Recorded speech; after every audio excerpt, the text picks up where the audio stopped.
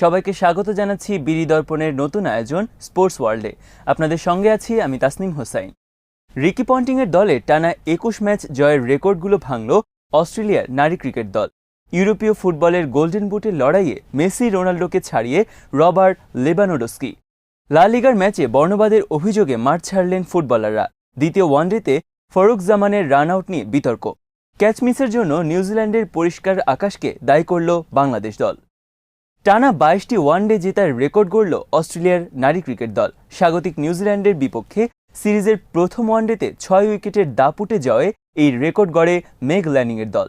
Ricky পন্টিংয়ের সর্বজয়ী Australia দলের যে কীর্তি আর কেউ তা ছুঁতে পারবে না বলে ভাবা হয়েছিল, টানা জয়ের সেই রেকর্ডটা নিজেদের দখলে নিল তাদের দেশেরই নারী ক্রিকেটাররা।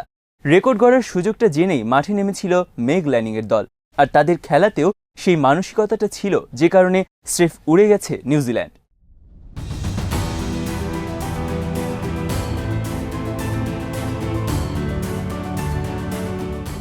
মাউন্ট মঙ্গানুইয়ে আগে ব্যাট করতে নেমে ওপেনার লরেন ডনের ৯০ রানের পরও বড় স্কোর করতে পারেনি নিউজিল্যান্ডের নারীরা। ২১২ রানে অল আউট হয় তারা। জবাব দিতে নেমে ৩ হাফ সেঞ্চুরিতে ৩৯ ওভারেই লক্ষ্য পেরিয়ে যায় অস্ট্রেলিয়া। হেলিসা হেলি, এলিসা পেরি ও অ্যাশ লেক গ্রাডনারের হাফ সেঞ্চুরিতে রেকর্ড গড়া জয় তুলে নেয় সফরকারীরা।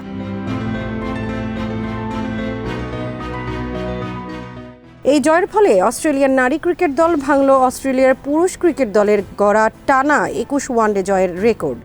২০০৩ সালে রিকি পন্টিংয়ের অস্ট্রেলিয়া জিতেছিল টানা ২১টি ওয়ানডে। ওই বছর জানুয়ারি থেকে মে পর্যন্ত টানা ২১টি ম্যাচ জেতে দলটি। এছাড়া টানা ১২টি ওয়ানডে জেতার রেকর্ড রয়েছে দক্ষিণ আফ্রিকা ও পাকিস্তান পুরুষ ক্রিকেট দলের।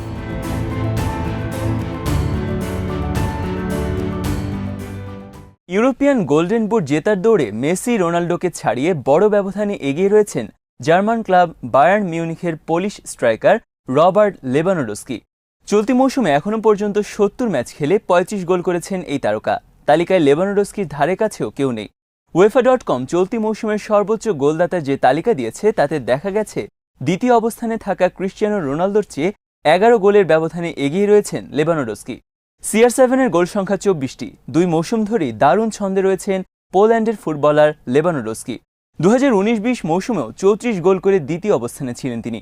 সেবার ৩৬ গোল করে গোল্ডেন বুট জিতেছিলেন ল্যাজিওর ইতালিয়ান ফরওয়ার্ড সিরো ইমোবিল। এর আগে টানা ৩ মৌসুম এই পুরস্কারটি উঠেছে বার্সেলোনার আর্জেন্টাইন ফরওয়ার্ড লিওনেল মেসির হাতে।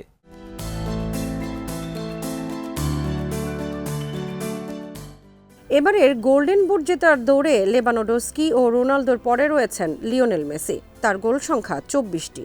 এরপরে ২১ গোল করে আছেন আর্লিং হল্যান্ড ও আন্দ্রে সিলভা। ২০টি করে গোল করেছেন পিএসজির ফরাসি স্ট্রাইকার কিলিয়ান এমবাপ্পে ও ইন্টার মিলানের বেলজিয়ান স্ট্রাইকার রোমেলু লুকাকু।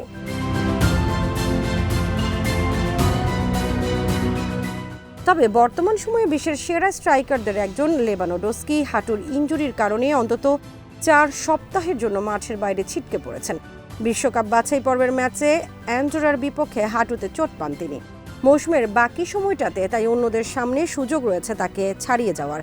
আর তালিকায় তার পরের দুটি স্থানে যেহেতু রোনালদো মেসি অবস্থান করছেন, তাই শেষ পর্যন্ত এই লড়াইয়ের ফল যে কোনো দিকে মোড় নিতে পারে। যদিও বয়সের কারণে গত ১ যুগেরও বেশি সময় ধরে ফুটবল মাঠ জমিয়ে রাখা এই দুই তারকার গোল করার ক্ষমতা আগের চেয়ে কমে গেছে বলেও মনে করেন অনেকে।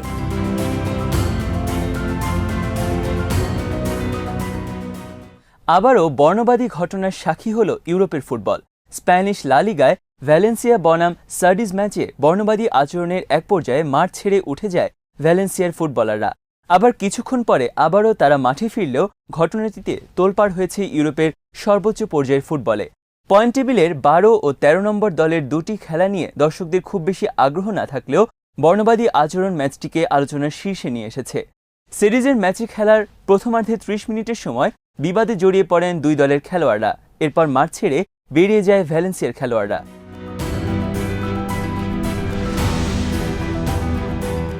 ক্লাবটির পক্ষ থেকে বলা হয়, তাদের ২৪ বছর বয়সী ফরাসি ফুটবলার মুক্তার ডিকাবেকে উদ্দেশ্য করে বর্ণবাদী মন্তব্য করেছেন সেডিজের স্প্যানিশ ডিফেন্ডার হুয়ান কালা।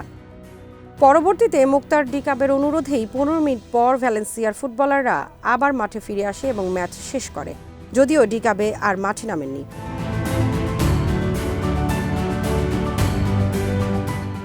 ম্যাচ শেষে ভ্যালেন্সিয়ার ফুটবলার হোসে গায়া স্পেনের একটি টিভি চ্যানেলকে বলেন, মুক্তার ডিকাবে আমাদের জানিয়েছেন ম্যাচের ওই সময় তাকে বর্ণবাদী আক্রমণ করা হয়েছে, যে কারণে আমরা মাঠ ছেড়ে চলে যাই। তিনি জানান, পয়েন্ট কেটে নেওয়ার ভয় না থাকলে আর মাঠে ফিরত না ভ্যালেন্সিয়া।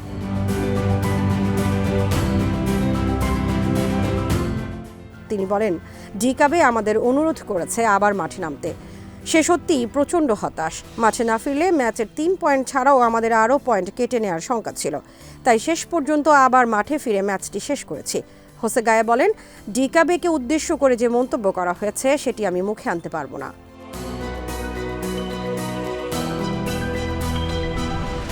ম্যাচের ওই সময়ে খেলায় 1-1 গোলে সমতা ছিল, তবে শেষ পর্যন্ত 2-1 গোলে ম্যাচটি হেরে গেছে ভ্যালেন্সিয়া। ইউরোপের ফুটবলে বর্ণবাদী আচরণ নতুন নয়। এর আগেও ইন্টার মিলানের বেলজিয়ান স্ট্রাইকার রোমেলু লুকাকু, লিভারপুলের মিশরীয় ফরওয়ার্ড মোহাম্মদ সালাহ এমন আচরণের শিকারও হয়েছেন। জার্মানির সাবেক বিশ্বকাপ জয়ী মিডফিল্ডার মেসুত ওজিল তো বর্ণবাদী আচরণের কারণে জার্মানির জাতীয় দল থেকেই পদত্যাগ করেছেন।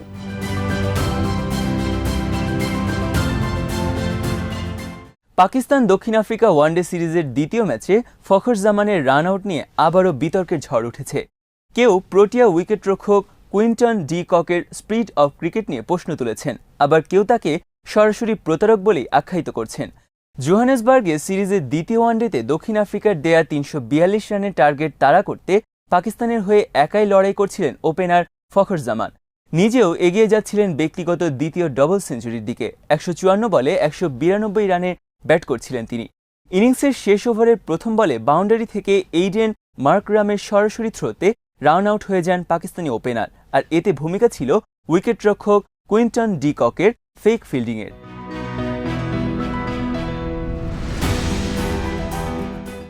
লুঙ্গি এনগিডির বলটি বাউন্ডারি দিকে পাঠিয়ে ফখর জামান 2 রানের জন্য ছুটছিলেন। দ্বিতীয় রানটি নেওয়ার জন্য তিনি যখন স্ট্রাইকিং প্রান্তের দিকে যাচ্ছিলেন, তখন তার সামনে থাকা উইকেট রক্ষক ডি কক হাত তুলে এমন ভঙ্গি করেন যেন থ্রোটি নন স্ট্রাইকিং প্রান্তে হয়েছে। এটি দেখে ফখর জামান দৌড়ের গতি কমিয়ে দেন, কিন্তু মার্করামের থ্রোটি সরাসরি আঘাত হানে স্ট্রাইকিং প্রান্তের স্ট্যাম্পে। দৌড়ের গতি কমিয়ে দেওয়ার কারণে আউট হয়ে যান ফখর। 7 রানের আক্ষেপ সঙ্গী করে 193 রানের সাজঘরে ফিরতে হয় তাকে।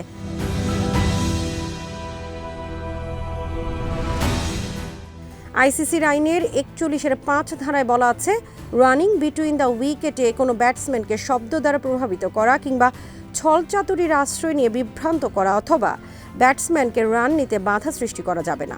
এক্ষেত্রে 5 রান পেনাল্টি দেওয়া হবে ফিল্ডিং দলকে, কিন্তু ফখর জামানের ঘটনায় বিষয়টি আমলে নেননি আম্পায়াররাও।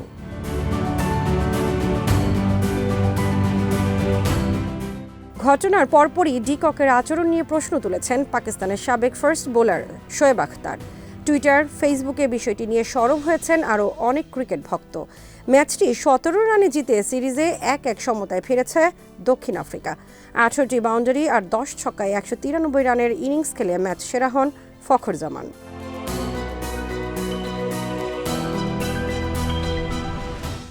শ্রীলঙ্কার বিপক্ষে টেস্ট দলে থাকলে অবশ্যই দেশের হয়ে খেলবেন বলে জানিয়েছিলেন মোস্তাফিজুর রহমান। তবে লঙ্কা সফরে তাকে টেস্টের পরিকল্পনা থেকে বাদ দেওয়া হয়েছে, যার কারণে নিউজিল্যান্ড থেকে দেশে ফিরেই আইপিএল খেলতে ভারতে গেছেন এই বামহাতি পেসার।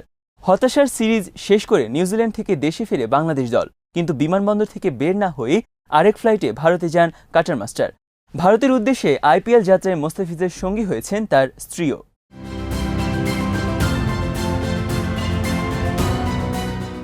বিসিবির বরাত দিয়ে সংবাদ মাধ্যমগুলো জানিয়েছে, মোস্তাফিজ আইপিএল খেলার ছাড়পত্র পেয়েছেন। এর পেছনে কাজ করেছে টেস্টের পরিকল্পনায় না থাকা। এমনিতেই লাল বলের চুক্তিতে নেই বাঁহাতি এই পেসার, কিন্তু তবুও ওয়েস্ট ইন্ডিজের বিপক্ষে চট্টগ্রাম টেস্টে দেখা গিয়েছিল তাকে। কিন্তু আসন্ন শ্রীলঙ্কা সফরে তাকে বিবেচনা না করার কথা জানিয়ে দিয়েছে ম্যানেজমেন্ট। তাতেই আইপিএল খেলার ছাড়পত্র মিলেছে তার।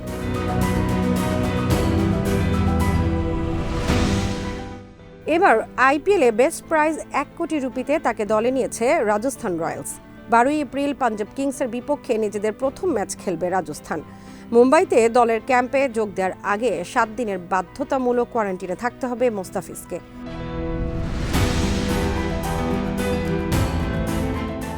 এদিকে নিউজিল্যান্ড সফর থেকে দেশে ফিরে বাংলাদেশ দলের কোনো সিনিয়র ক্রিকেটার সংবাদ মাধ্যমের সামনে আসেনি। দলের নতুন সদস্য নাসুম আহমেদ সংবাদ মাধ্যমের মুখোমুখি হয়ে একের পর এক ক্যাচ মিসের জন্য দায়ী করেছেন নিউজিল্যান্ডের পরিষ্কার আকাশকে।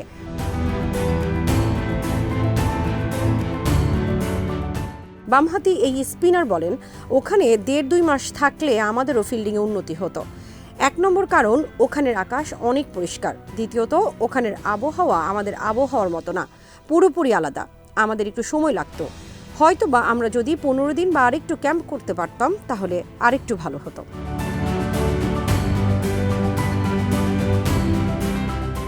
আজ এখানেই শেষ করছি। সবাই ভালো থাকুন, সুস্থ থাকুন আর দেখতে থাকুন বিডি দর্পণ। চ্যানেলটি ভালো লাগলে সাবস্ক্রাইব করুন। সংযুক্ত থাকুন আমাদের ফেসবুক পেজে।